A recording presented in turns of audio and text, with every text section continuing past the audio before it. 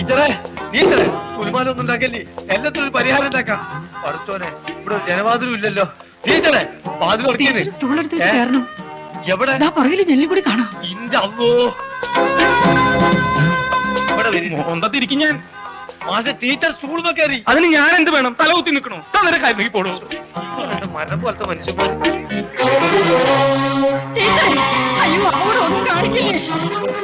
അവിടെ ഒന്നും ഉണ്ടാക്കല്ലേ. നിങ്ങൾ പോയിട്ട് ആൾക്കാരെ വിളിച്ചോണ്ടാ കൊടുക്ക. നമ്മൾ സത്യം പറഞ്ഞ ആളുകൾ വിശ്വസിക്കില്ല. അപ്പൊ ശരി പോയിക്കോ. ടീച്ചറെ ബുദ്ധിമോശമൊന്നും കാണിക്കരുതേ. മാഷേ മാഷേ മാഷേ ടീച്ചർ സാരി വെച്ചിട്ട്. അത് ശരി, ഷർട്ടിൽ പിടി മാഷേ.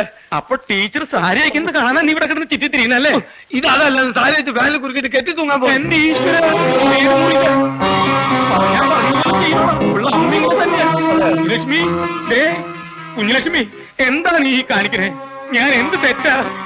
മാഷെ നിങ്ങളിത് കാണുന്നില്ലേ? ഒറ്റ വീക്ക് വെച്ച് എന്നാലുണ്ടല്ലോ, കാണാതിരിക്കാൻ ഞാൻ എന്താ കണ്ണുപൊട്ടന? എന്റെ പൊന്നു കുഞ്ഞലക്ഷ്മി, നീ അപകടം ഒന്നും കാണിക്കില്ലേ?